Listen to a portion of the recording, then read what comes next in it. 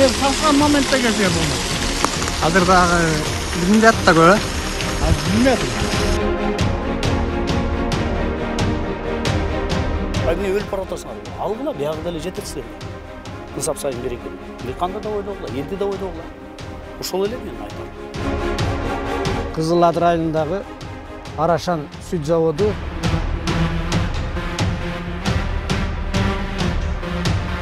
Таластагы сүттүн баасындагы талашуу азыркыга чейин уланып келет. Талаштан тактык жаралат эмеспи? Бүгүнкү күндө облустук өкүлчүлүктүн алдында атайын комиссия түзүлүп, эми гана ишин баштап жаткан учуру. Эске салып кое турган жагдай, аталган облуста сүттүн баасындагы келишпестиктерден улам бир катар нааразычылык акциялары өтүп, жаат болуп бөлүнгөндөр күнөөнү бири-бирине түртүшүүдө. Тагыраагы сүт өткөргөн тургундар ортомчулар ортодон көрүп, оңбогондой байып жатышат деп мисал келтирсе, экинчи тарап Арашан аталышындагы сүт комбинаты сүтүңөрдө суу бар деп, ал тургай министрлер кабинети коюп берген токтомдогу базистик ченемдеги норма 3,4% болсо, компания 3,6% базистик норма менен эсептеп, ошондо гана сүттүн баасын 38 сомдон бизге санап берип жатат дешүүдө. Анализге өткөзүп, заводко алып келгенде бизге ушундай накладной жазып берет. Бул накладнойдо süt taşıran kişi 960 litre süt elden alıptır buna karagıla.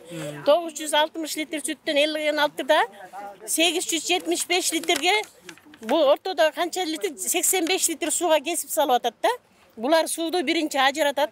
Suudu ajıratkandan keyin ana jırnaş жазайбыз. Jırnaşsı 3-1 bolup atkanda 753 litre süt taza süt bolup atat. Bul taza sütkö bizge берет сүттү. Эгер ушул 960 литр, могул жери 3-6 болуп, плотнойсу 26 болсо, биз тике жанагы элдер айтып аткан 10 сомду биз көрмөкпүз. Бирок биз могул жерде 753 литр болгондо, общий саны 960, 200 литрге жакын кесип салып атпайбы? Ошондо бул деген компаниянын койгон талаптары экен. Бул компаниянын койгон, булар лабораториядан чыгарып, анан бизге берген накладной кагаз ушу менен акча алабыз, ушу менен. Ошондо журналисттер сүттүн тазалыгы бүт компаниянын койгон талаптары. Эгер бул талапка жооп бербей калса, болду. Эгер эле могул жери 3-6 болуп, бул жери 26 болуп калса, биз заводтун берген жанагы бийик акчасын алмакпыз. А бирок ал акча бизде жок болуп атпайбы. Бийик кылып айтканы менен могул жерден кайта эле кесип салып атпайбы?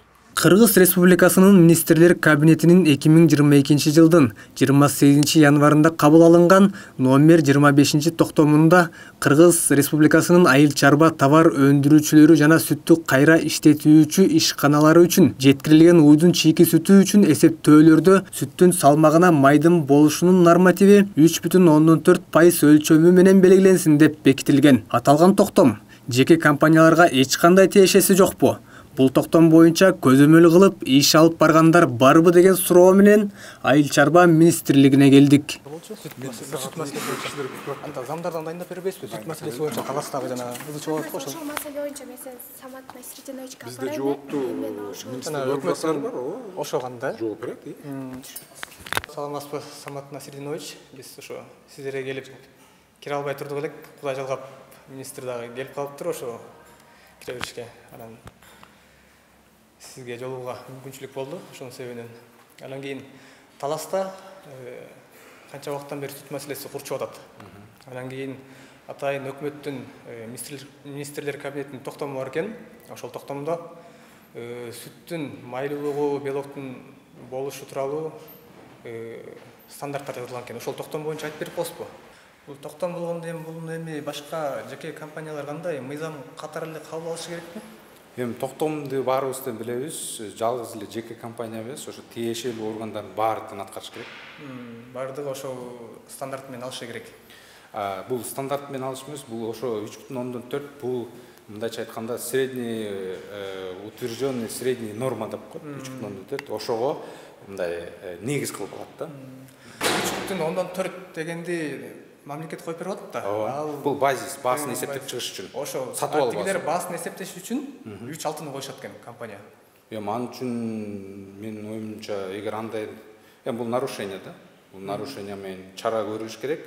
Эгер ошондой негиздер болсо, анда кат жүзүндө кайрылсын. Ал негиз боюнча ошол жерде бизде видеодо бар. сиздер көрсөңүздөр болот. Ол видео жарым сааттык болуп чыккан. Ошол жерде ортомчулар да айтып атат. Мындайча айтканда ошол 100 литр сүт алып барган сүтчү макул сүтүнүн майлуулугу 3-4 болсун, бирок 3-6га жетпейт экен деп туруп 100 литрди кыскартып 80 литр кылып туруп 80 литр кылганда биздин талапка жооп берет экен деп туруп анан кийин сүт алат экен да. Негизи ал кылган туура эмес. Анткени токтом боюнча 3,6 койбош керек, ал 3,4 коюш керек. Мен дагы бир жолу айтып коеюн, сүттүн баасын аныкташ үчүн. Анан бул жерде 3,4, 3,6, 80 литр, 100 литр деген бул кичине туура эмес маалымат да. Анан 3,6 боюнча эгер ошондо маалымат бар болуп, чыныгында эле бизге мисалы арыз менен түшүрсө, биз сөзсүз түрдө текшерүү. Мындай видео кайрылуунун негизинде көзөмөл жүргүзө албайсыздарбы? Жок, биз видео кайрылуун мен мисалы сизден угуп атам мынычы. Митинг болду, митингде деле айтылды, бул суроолорчу таласта именно сүт боюнча сиздерге тийиштүү азык боюнча болду. Анан кийин ошол карап туруп эле мындай реакция кылсаңыздар болобу? Жа мен мындай айтайын да, сүт маселеси эми быйыл кичине курчураак туруп атат. Өзүңүздөр деле башынан бери бул сүт маселесинде аралашып жүргөнүздү билесиз. Россиядагы май менен сырдын анан кургак сүттүн баасы түшүп кетти. Ошол бизге мындайча айтканда кысым кылып атат да биздин бааларгачы. Жок, баасы тууралуу биз сиз айтып атпайсызбы, бул жалгыз эле таласка тиешелүү эмес. Бул жок, баасы боюнча эми ал жактын баарын түшүндүк. Бизге могу токтом боюнча эле ошол 3,6 деп талап койгону мыйзамсызбы? Мен эмеске айтып коеюн, 3,4 бул базис. Ошонун негизинде сүттүн баасын аныкташ керек. Бул талаш маселесине улай эле Facebook социалдык түйүнүнө 2022 жылдын 14 апрелинде жарыяланган видеого күбө болдук. Бүгүн 9 апрель 2022 жыл. Мына өзүңүздөр көрүп турган бул Кара Бура районундагы Кызыл Ат районундагы Арашан сүт заводу. Тетиги жактан мына өзүңөр көрүп турасыңар, таза суу, андан кийин келип эле сүт аралашкан суу мынакей көрүнүп турат. Албетте, арадан туура 1 жыл убакыт өтүптүр. Тийиштүү мекемелер бул видеону көрүп, кандай чара колдонгон болду экен деп, видеодогу жерге биз дагы барып көрүүнү туура көрдүк. Бирок Арашан аталышындагы сүт комбинатына катарлаш жашаган тургун андан бери эч кандай жыйынтык чыкпаганын билдирди. Нерим бар, суу жатат өзүнө. Ичим бар эле суу жатат да негизи. Жыттанып. Эмне жыттанганын мен билбейм. Мен көбүнчө неяктан эле неме алам да. Жактан келет. Нағалап. Нер сасқан моментте келсе болмақ. Азыр дагы билинбей атта көп, Аз билмедим. Буну администрациядан келип текшерип атыптыр го. Биз сиз кошуна катарында айттыңыз беле, кайрылдыңыз беле? Мисалы азыр экологиядан деле жүрөт бул жакта байкелерчи. Ушул жерден бир жагымсыз жыт чыгып атат, сууга сүттү агызып атышат. Но улдуй кызамат, не бүт бар жалап кылган. Жылдары жалап болгон. Комиссия келет, каралат. Кагаз жазып кетет, анан бир моментте ошол менен токтоп калат иш. Чындап сүт агып жатабы? Же ар кандай кошулмалар дагы аралашкан суюктукпу? Айтор азыркы абалды көрсөтүү үчүн сиздерге төмөнкү видеону сунуштайбыз. 14 апрель 2023 жыл.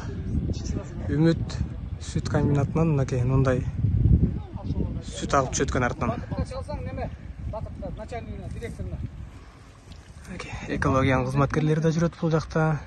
Ой, сиз ой, Кудайда бир кагып тур да, сиз бакытка чалсаңыз муну кой бербей турушмак го. Кой берди. Келдиле деп атабыз да, бияка кел көрүн. Да, ана сүт мынакей аралачы. Мындай көзгө эмес, камерадан да көрүнүп атты. Ушул сүт эми агып отуруп, айылды аралап кеткен дагы Киров суу сактагычына барып кошулат экен. Аппак.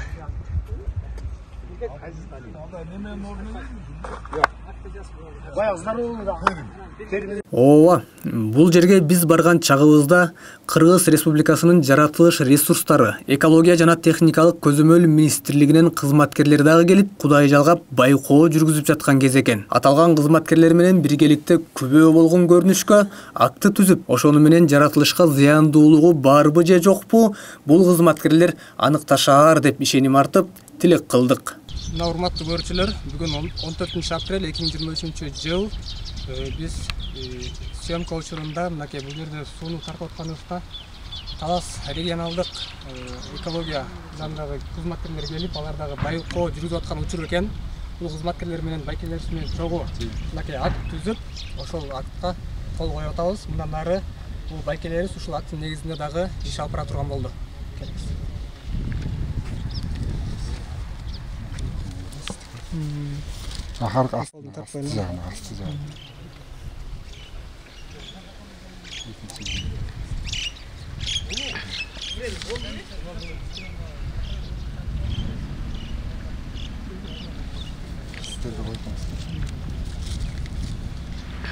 Ал эми Арашан сүт комбинатынын мындай аракеттери мыйзамсыз деп Кара-Бура районунун тургуну Парпиев Эмир төмөндөгүлөрдү билдирди. Ал адамдын анализи боюнча азыркы учурда эле сүттүн баасын 35 сомго жогорулатып коюуга мүмкүнчүлүктөр бар.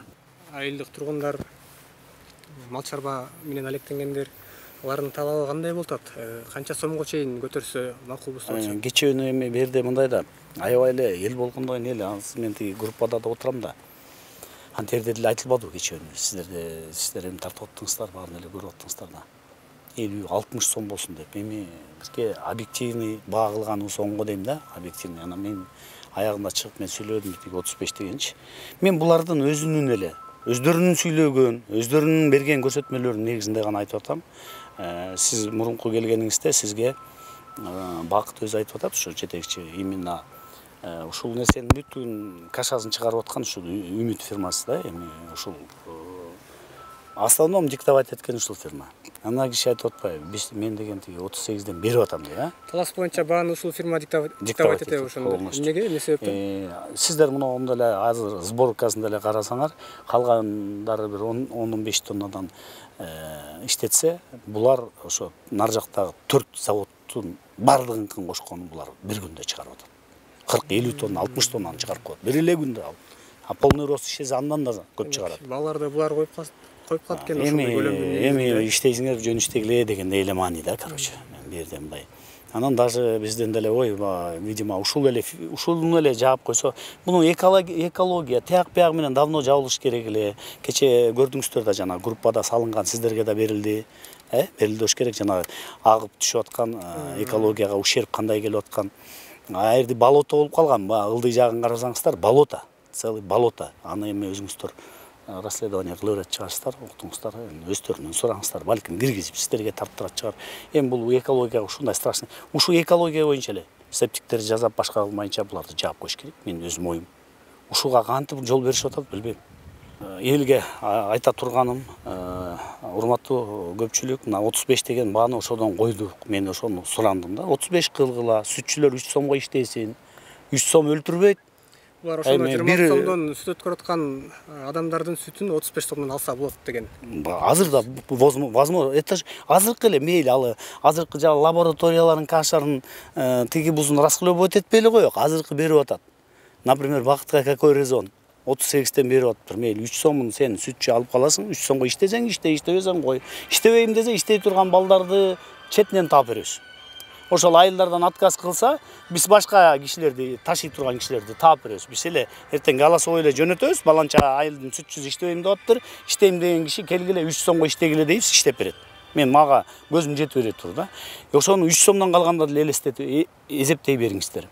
Мурунда буларда ушундай болгон да, мурунда зычуу болгондо ушинтип аябай разбираться эткенбиз. Ошондо да айтылган 1 сом сүткө, 1 сом неме акысына, то есть айлык болот, 1 сом болсо тиги запчастина, 1 сому бензинине деп, соляркасына деп. Эми азыр элестетиңиздер. 1 эле тонна чогулта турган болсо, 1 сүтчү 1 тонна чогулта турган болсо, 3000 сом таза прибыль да, тура. Анан таза кирешеңдин 3000-ин эми ашып кетсе 10 литр куясың да. Эң алыскы точкаң, допустим, бир 50 километрден келет. Биздики Көксайдан келсе. А калгандар ушул тегеректе эле да. Ашып кетсе 5 литр куюп коет ушундай да. Эми мейли 1000 сомун чыгарса алсынчы. 1000 сомун тиги бензин соляркасына. 2000 сом күнүнө таап атса, айланайын, эмне арманыңар бар, Айыл жеринде 2000 тапкан киши барбы? Анан тиги кече группага жазышып атат, 3 сомго иштебей деле коет да. Иштебей эле койсун, иштейм дегендер табылат да. Кимди коркутат? Азыр ушул турушта ушуну регулировать этип койсо болот да. Ушуну деле губернатор акимдер 1 ай мурун эл баштаган, ызы чуу башталганда. Экинчи маселе, жаз келди арзандады. Жазында арзандаткан жок да. Мен ошол жерден теледен сразу айткым келип атат. Ай, урматтуу аким Бектур Абдыразакович, сиз Кокшайдан баштагансыз. Ошондо айтылган. Числосуна чейин айтып берем керек болсо, мынакей ошону белгилеп коюшкан дыйкандар бар экен, мага келип айтышты. Январьдын 28-inde чурушуп атпайбы? Кайсы жазда айтасыңар, кайсы жазда айтып атасыңар. 30тан алынып аткан сүттү январьдын 28-inde 28-ге чүрүштүр. Андан кийин келип 26-га чүрүп атасыңар. Мына эми азыр мына бул маселе көтөрүлүп 15 1 ай болуп калды ызы чуу болуп атканда. Ошо 1 ай мурунда көк бар беле жерде. Көк жок да, эчтеке жок. Эми майда чүрүп атса, апрелдин мына ушул кезде да бирке ылдыйлатса, айтат элек, жаз келип бирке сүт көйдү деп чүрүп атыр деп. Кыштын чилдесинде чүрүп салбадыңарбы анан дагы кайсы жомокто айтып атасыңар. Вот вам искаженная информация. Урматтуу тиги кече жогорку кеңеште правительствонун мүчөлөрү бар отурушту, жогорку кеңештин депутаттарына барыңарга кайрылып айтып коеюн. Мына вся информация искаженная, да? Муну баарын төгүн кылып эле, төгүндө айтышып атпайбы? Мындайдын эмне кереги бар? Жакшынакай болуп, бүгүнкү күндө 35 кылып койгонго булардын. Вполне жөндөн эле. Мына сиз аралашып жүрсүз. 38ден берип атам дейт. Ну какой тебе резон? Бакыт 38ден берип атсаң, 35ден дыйкандарга бер да, 3 сом заготовительдерге бер. В чем дело еще? Дагы эмне кереги бар? Все болуп чечилип атпайбы? Ошол сүтчүлөрүң ар бир дыйкандан кандай кылып кабыл алат, ал өзү кабыл алсын, текшерип кабыл алсын, жакшынакай кылып. Болду да, бүттү да маселе. Жок, ушуга да көнүш албай, ушуну да оор көрүш, анан 31ден алабыз, 32ден алабыз, анан 30тан алабыз дешип. Мындайда эми мынакей, Кудайдын да бизге боору окшойт, урматтуу көпчүлүк, урматтуу элим. Мына азыр биз онордон мага бир интервью берип койгула деп, бул балдар келип тартып атат эле. Мынакей факт болду да, мына рахмат экологторго да. Экологтор кошко келип, мынакей экологтор кыйкырып, биз тиги кырда жүрсөк чакырып алышты. Мынакей агып атканын көрүңүздөр. Мына сууга кандай болуп кошулуп атканынчы. Анан эң таң калыштуусу эми мына экологтор төгүн айткызбайт. Бул кишилерди өздөрү мына фиксировать этишти, тартышып алды өздөрү. Эми мен ушул жерден Садыр Нуркожоевич кече көпчүлүктүн атынан сизге кайрылдым эле. Бүгүн Камчы Кыдыршаевич сизге кайрылгым келип атат. Камчы Кыдыршаевич, сизге эле ишенич болуп калды. Экөөңүздөрдөн башкаларга бул мамлекеттин кереги жок болуп калды окшойт. Мен ушинтип эле айткым келип атат. Айланайын. Эмне ушунун баардыгы агып барып, ишенбесеңиздер азыр мына тарткызып алып барып көрсөтөбүз. Ушунун баары агып атат, барып туруп Кировдун водохранилищасына куюп атат. Кировдун водохранилищасынын астында биздин манас бир район эл суу ичип атат, андан тышкары казак мамлекетине кетип атат. 80% суучу. Эмне кылабыз эми? Биз казак мамлекетине кайрылабыз. Ушул көйгөй 10-15 жылдан бери болуп атат. 10-15 жыл. Тетигиңиз болото болуп бүтүп калган, тетигинин ичин эч ким билбейт. Ал мына күндүз агызып туруп ошол жер болото сасып жатат. Мына жердеги байкуштар билбейм кантип жашап атат, мына жердеги элчи. Септиктерин куруп жакшынакай кылып туруп. Эл катары тирлик кылып, мындай өнүккөн мамлекет катары тирлик кылсак болбойбу айланып. Анан бирдекени айтса эле катын ушак менен заниматься этишет да отурушат. Мына көрүп алыңыз, урматтуу губернатор. Мынакей, эчтеке кыла албайсыз, Анан кылбаса билбейм, анда міне казак мамлекетинин президентине кайрылабыз. Сиз биздин икир-чикирибиздин баарын силер ичип атасыңар. Урматтуу казак туугандар деп кайрылабыз, айланайын. Эл журт. Урматтуу Камчы Кыдыршаевич, мен сизге өзүм лично ишенем. Сиздин патриоттуулугуңузду мен абдан билем. Мен ойлойм, сиз чечесиз бул маселени. Мына көрүп алыңыз. Дайте задание своим подчиненным. Они прекрасно это все знают. Бир эле күндө, бир эле саатта чечип кое турган нерсе. Воздухтан алып мен космический бааны айтып аткан жокпуз. Өздөрүн берген баазын мен эзептеп берип коюп атам. Мына элге 35тен кой, 3 сомуңарды иштеткиле, болду. 38 болду. Анан кийин булар келип алып тур. Мыйзамды да уруп ойнобой калды. Что такое государство в государстве? Эмне деген мамлекет болуп баратабыз? Урматтуу Камчы Кыдыршаевич, мен ушу акыркы кайрылуум сизге жолдойм. Мен ойлойм, сиз кыргыз элинин патриотусуз. Бул маселени бат эле чечип коесуз го деген ойдомун. Сиздер менен Сокол Медиа маалымат агенттиги болду. Эгерде тараптардын кайсы бири кошумчадагы маалымат берүүгө кызыктар болсо, ал жагындагы чагылдырып берүүгө даярбыз.